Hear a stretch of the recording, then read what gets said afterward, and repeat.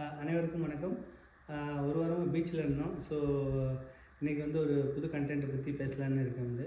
So இன்றைக்கி என்ன டாபிக்னு பார்த்தீங்கன்னா வந்து யுஎஸ் இது ரியல் எஸ்டேட், அதுக்கப்புறம் வந்து ஸ்டாக்ஸ், இது ரெண்டை பற்றி வந்து ஒரு ஓவர்வியூ பார்க்கலாம். வந்து என்ன டிஃப்ரென்ஸ் இருக்குது, எது நல்ல அசெட்டு, எது இது ரெண்டுக்கு என்ன மேஜரான டிஃப்ரென்ஸ் நீங்கள் பார்க்கலாம். இப்போ நீங்கள் இங்கே வீடு வாங்குறீங்க அப்படின்னு சொன்னால் வந்து இப்போ ரியல் எஸ்டேட் ஃபஸ்ட்டு பார்க்கலாம். ஸோ இங்கே வீடு வாங்குறீங்க அப்படின்னு சொன்னால் உங்களுக்கு வந்து நீங்கள் ஃபஸ்ட்டு உங்களுக்கு இருக்கிறதுக்கு நீங்கள் வீடு, அதாவது உங்கள் ப்ரைமரி ரெசிடென்ட் உங்களுக்கு இருக்கிறதுக்கு வீடு வாங்குறீங்கன்னா நீங்கள் மோஸ்ட்லி எதுவும் பெருசாக ஒன்றும் பார்க்க வேண்டிய அவசியம் இல்லை. ஒரே ஒரு விஷயம் என்ன பார்க்கணுன்னா வந்து நீங்கள் வந்து உங்கள் ப்ராஜெக்ட்டு நீங்கள் இருக்கிற மோஸ்ட்லி இருக்க நம்ம இந்தியாவில் உள்ள நண்பர்கள் எல்லாமே இங்கே வந்து ஐடியில் தான் வேலை பார்க்குறாங்க. ஸோ மோஸ்ட்லி நான் என்ன சொல்லுவேன்னா, நீங்கள் எது பார்க்கணுன்னா உங்கள் ப்ராஜெக்ட்டு நீங்கள் இருக்கிற லொக்கேஷன்லேருந்து உங்களுக்கு ப்ராஜெக்ட் வந்து 2 to 3 இயர்ஸ் இருக்கணும் கண்டிப்பாக. அப்போனா நீங்கள் அப்படி 3 இயர்ஸ் இருந்துச்சுன்னா நீங்கள் பயப்படாமல் வந்து வீடு ஃபஸ்ட்டு வாங்கணும். ஃபஸ்ட்டு வந்து சரியா, அதுதான் நீங்கள் வந்து ஃபஸ்ட்டு செய்ய வேண்டிய வேலை. ஏன்னா அதில் உங்களுக்கு நிறைய சேவிங்ஸ் இருக்குது, என்னென்னு நான் பின்னாடி சொல்கிறேன்.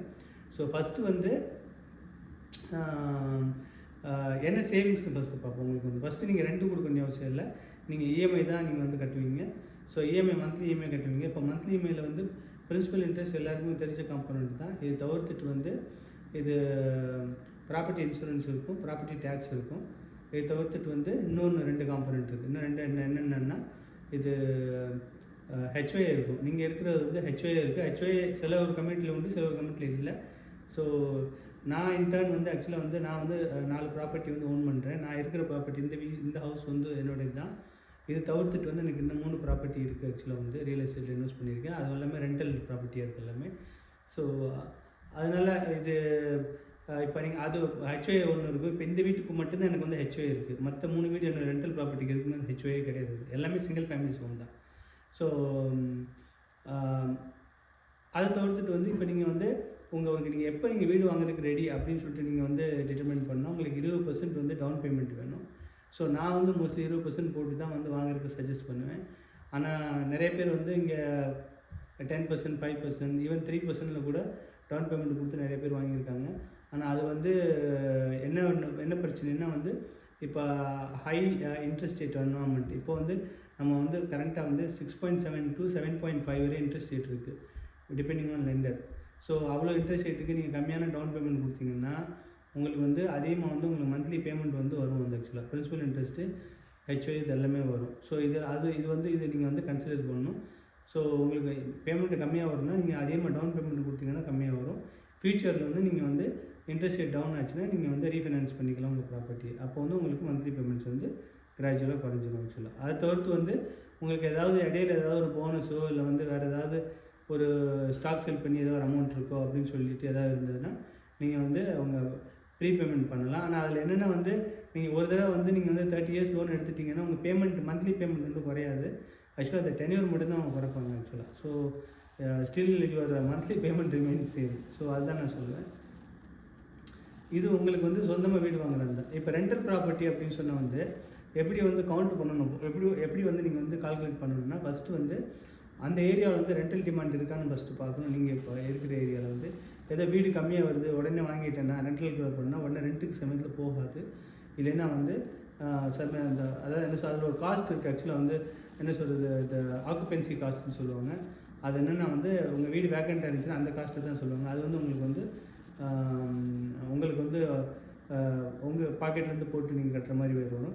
சமயத்தில் வீடு வாடகை போகணும். ஆனால் ஏன்னா நீங்கள் இஎம்ஐ தான் எடுப்பீங்க வீடு வந்து இஎம்ஐ நீங்கள் வந்து கட்டிகிட்டே இருக்கணும். ஆனால் வந்து அன்லெஸ் நீங்கள் அது ஹோலி நீங்கள் வந்து ஃபுல்லாக கேஷ் கொடுத்து பே பண்ணாமல் ரெண்டல் ப்ராப்பர்ட்டிக்கு நான் வாங்கி வந்துட்டு ஒரு கேஷ் ஃப்ளோ மாதிரி நான் வந்து க்ரியேட் பண்ண போகிறேன் அப்படின்னு சொன்னால் உங்களுக்கு வந்து பிரின்சிபல் இன்ட்ரெஸ்ட்டும் அங்கே உள்ள அந்த ஏரியாவோட ரெண்டல் ரெவென்யூ, அதை ரெண்டல் டீட்டும் வந்து சேமாக இருக்கணும். ஆக்சுவலாக அட்லீஸ்ட் சேமாக இருக்கணும். சேமாக இருந்தால் கூட உங்களுக்கு ப்ராஃபிட்டில் ஆக்சுவலாக வந்து ஒரு 200-300 400 வந்து உங்களுக்கு வந்து ஜாஸ்தி தான் இருக்கும். 200-300 ஜாஸ்தி இருந்தால் தான் நாளைக்கு இன்சூரன்ஸ் ஏற்றிட்டாங்க, இது உங்களுக்கு மந்த்லி இது என்ன சொல்கிறது ப்ராப்பர்ட்டி டேக்ஸ் ஏற்றிட்டாங்க இயர்லி வந்து, அப்போனா வந்து உங்களுக்கு வந்து பேமெண்ட்ஸ் வந்து இன்க்ரீஸ் ஆகிரும். உங்கள் மந்த்லி இஎம்ஐ வந்து இன்க்ரீஸ் ஆகிரும். ஸோ அதெல்லாம் கன்சிடர் பண்ணி ஒரு 300-400 ஜாஸ்தி உங்களுக்கு வர மாதிரி தான் உங்கள் பாக்கெட்டுக்கு வர மாதிரி இருக்கும். இல்லை அப்புறம் எதுக்கு வந்து அந்த பிஸ்னஸ் இங்கே பண்ணணும். ஸோ அந்த மாதிரி இருந்தால் தான் இப்போ விடுவாங்களாம். ஆனால் வந்து ஃப்யூச்சரில் வந்து இதே இன்ட்ரெஸ்ட் ரேட் இருக்குமான்ற டவுட்டு தான். கம்மியாச்சுன்னா நீங்கள் வந்து ரீஃபைனான்ஸ் பண்ணிக்கலாம், அப்போ வந்து கம்மியாகிடும். ஸோ அதை நீங்கள் வந்து கன்சிடர் பண்ணுங்கள். ஸோ என்னென்னா இதுதான் வந்து இந்த நான் முன்னாடி சொன்னல component principal, interest, HOA, property tax, home owners insurance, இது 5 காம்பனண்ட்டுமே வந்து ஆக்சுவலாக வந்து உங்களுக்கு இருக்கும் ஆக்சுவலாக வந்து. ஸோ 5 காம்பனண்ட் உங்களுக்கு வந்து வீடு வாங்கும்போது 2லேயுமே இருக்கும் வந்து. ஆனால் ரெண்டலுக்கு நீங்கள் வாங்கும்போது மோர் ப்ரிசைஸ்லி நீங்கள் வந்து உங்கள் டெனண்ட்டு தான் உங்கள் இஎம்ஐ கட்ட போகிறாங்க. ஸோ அதனால் வந்து அந்த அமௌண்ட்டு கரெக்டாக வருதான்னு நீங்கள் பார்த்து தான் நீங்கள் கால்குலேட்டிவாக இருக்கணும். இப்போ வந்து 2020-2021 ஆக்சுவலாக இன்ட்ரெஸ்ட் ரேட் வந்து பிலோ 3%, 2.5, 2%, 1.99க்குலாம் வாங்கியிருக்காங்க ஆக்சுவலாக. ஸோ அவ்வளோ கீழே உள்ள பர்சன்டேஜ்னால் நீங்கள் கண்ணை மூடிட்டு வந்து நீங்கள் அந்த வீட்டை வாங்கி நீங்கள் வந்து ரெண்ட்டுக்கு வந்து விடலாம் வந்து. எப்படி இருந்தாலும் உங்களுக்கு வந்து லாங் டேர்மில் வந்து அந்த மாதிரி இன்ட்ரெஸ்ட் ரேட்டு கிடைக்காது.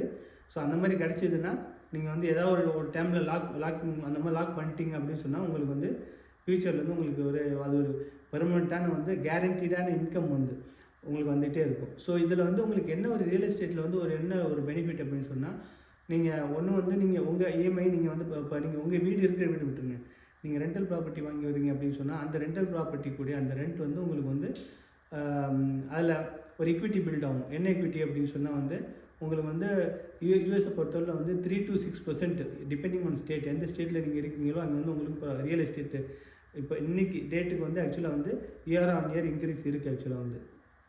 ஸோ அதில் ஒரு இன்க்ரீஸ் கிடைக்கும். அதுக்கப்புறம் வந்து நீங்கள் வந்து பிரின்சிபல் இன்ட்ரெஸ்ட் கேட்டிங்களா, அந்த பிரின்சிபல் வந்து உங்கள் வீட்டில் வாடகைக்கு இருக்காங்களா டெனண்ட், அவங்க தான் கட்டுவாங்க வந்து.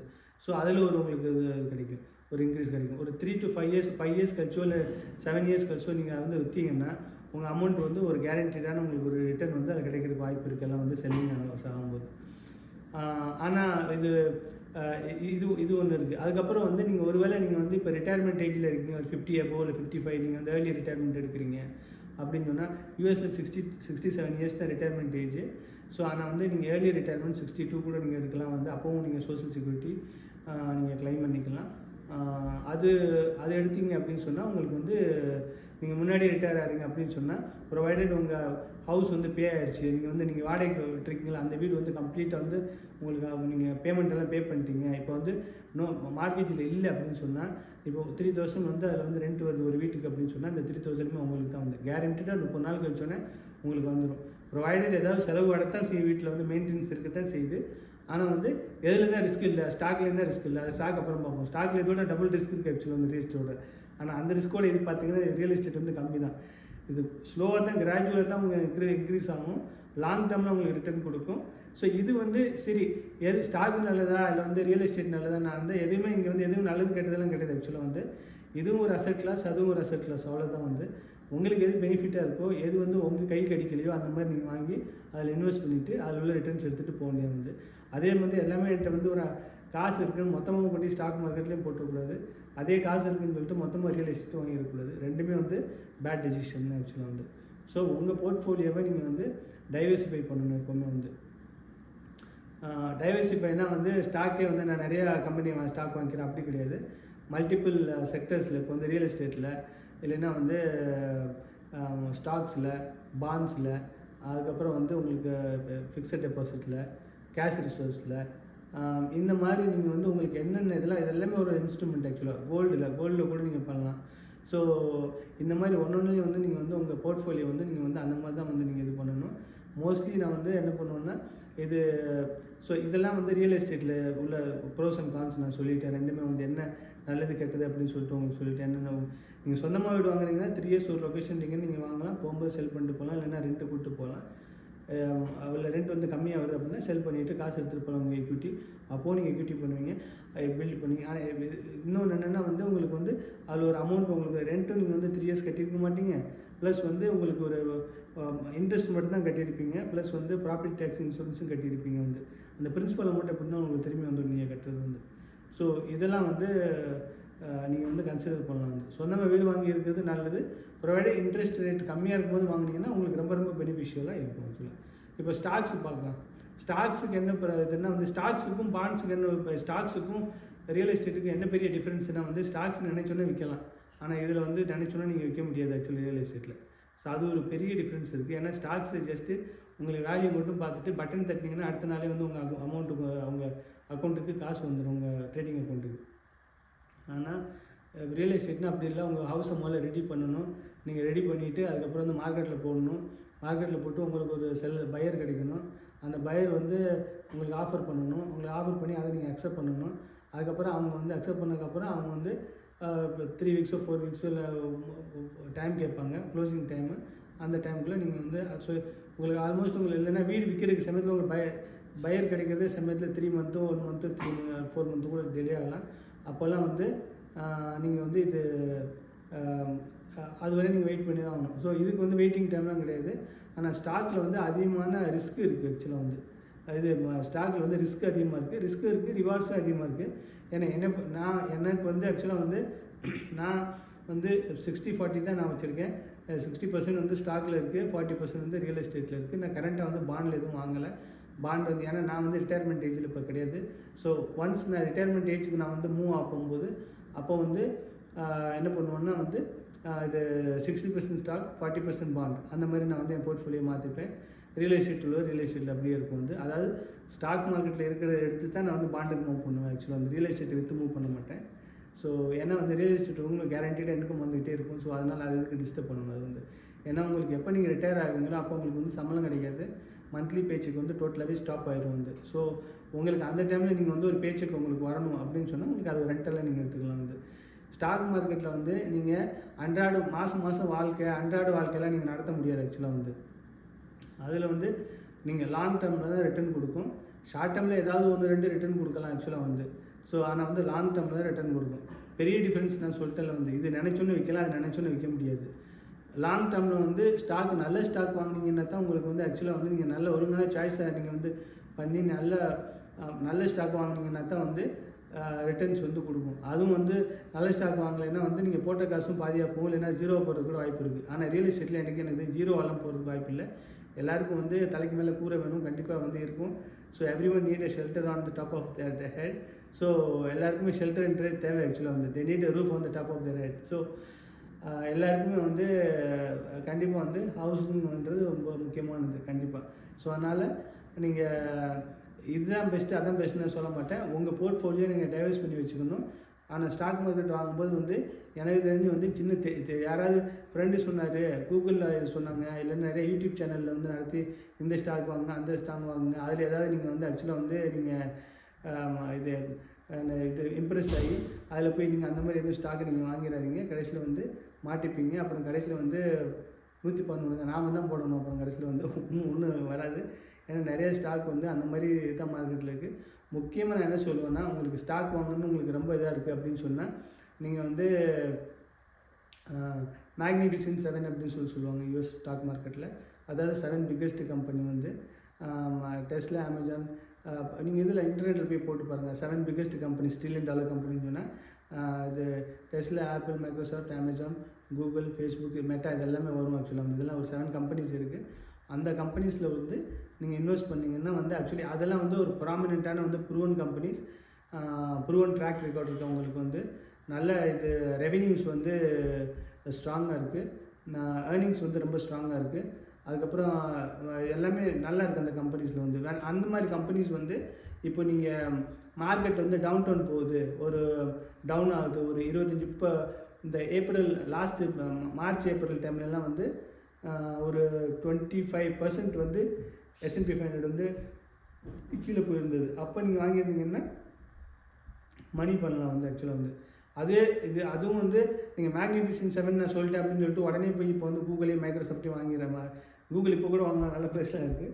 இது மைக்ரோசாஃப்ட்டோ இல்லை வந்து இது டெஸ்லாவையோ இல்லை வந்து எதுவும் போய் வாங்கிடாதீங்க. ஏன்னா எப்போ வந்து மார்க்கெட் அதாவது கரண்ட் ப்ரைஸ் அந்த 52 வீக்ஸ் ஹைலேருந்து ஒரு 20-30% 40% கீழே 50% போகுதோ அப்போ நீங்கள் வாங்கினா தான் எந்த ஒரு நல்ல ஸ்டாக்லேயுமே நீங்கள் பணம் சம்பாதிக்க முடியும். ஏன்னா நல்ல ஸ்டாக்கு கூட அதிகமான ப்ரைஸ் ஓவர் ப்ரைஸ் கொடுத்து நீங்கள் ஓவர் வேல்யூஷனில் இருக்கும்போது நீங்கள் வாங்கிட்டீங்கன்னா அதில் நீங்கள் காசு பண்ணவே முடியாது சாமானியத்தில். லக்கீலி ஏதாவது நீங்கள் வந்து உங்களுக்கு ஏதாவது 1-2 ஸ்டாக் வந்து யாராவது சொல்லுவாங்க நான் வந்து இவ்வளோ போட்டேன் வந்துருச்சேன்னு சொல்லிட்டு, அதெல்லாம் லக் ஃபேக்டரியில் ஏதாவது 1-2 ஒர்க் ஆகும். ஆனால் வந்து லக்கு வந்து எப்போவுமே வந்து ஒர்க்கெலாம் ஆகாது. அதனால் வந்து நீங்கள் வந்து அந்த மாதிரிலாம் நீங்கள் பண்ணிடாதீங்க. ஸ்டாக் வந்து வாங்கும்போது முதல்ல வந்து அதான் சொல்கிறது, அந்த மேக்னிஃபிசன்ட் 7 இல்லைன்னா வந்து நல்ல க்ரோத் ஸ்டாக்கு இருக்குது அப்படின்னு சொன்னால், க்ரோத் ஸ்டாக்குன்னா அது வந்து வாலட்டிலிட்டி அதிகமாக இருக்கும். நிறைய பேர் என்கிட்ட என்ன சொல்லுவாங்கன்னா ஆக்சுவலாக வந்து டெஸ்லா இது வேஸ்ட்டு நிறையா ஒரு ராங்கான ஒரு ஃபீட்பேக். நானே வந்து ஆக்சுவலாக நிறைய யூடியூபர்ஸ்லாம் போட்டிருக்காங்க, பார்த்துருக்கேன். இந்தியாவிலேருந்துலாம் பேசுகிறாங்க இதை பற்றி, டெஸ்லா பற்றி. ஆக்சுவலாக வந்து அவங்களுக்கெல்லாம் நான் உங்களுக்கு சொல்லிக்கிறேன். ஆக்சுவலாக வந்து ஸ்டாக் மார்க்கெட் வர்றது வந்து நீங்கள் சம்பாதிக்கிறது தான் வரீங்க. இது இப்போ நான் பேட் கம்பெனி, அவர் எலான் மஸ்க் ஒன்றும் தெரியாது, அவர் நல்லா இது கம்பெனி வந்து நல்லா பர்ஃபார்ம் பண்ணல, அது இது இது ஏர்னிங்ஸ் எல்லாம் ரொம்ப பேடாக இருக்குது, குவார்டர்லி ஏர்னிங்ஸ்லாம் ரொம்ப பேடாக இருக்குது அப்படின்னு சொல்லுவாங்க. லாஸ்ட் இயர் வந்து ஒரு சின்ன எக்ஸாம்பிள் சொல்கிறேன். நான் சொல்கிற கூட நீங்கள் நம்ப வேண்டிய அவசியம் இல்லை, நேராக கூகுளிலே போய் பாருங்கள், நீங்களே பார்க்கலாம்.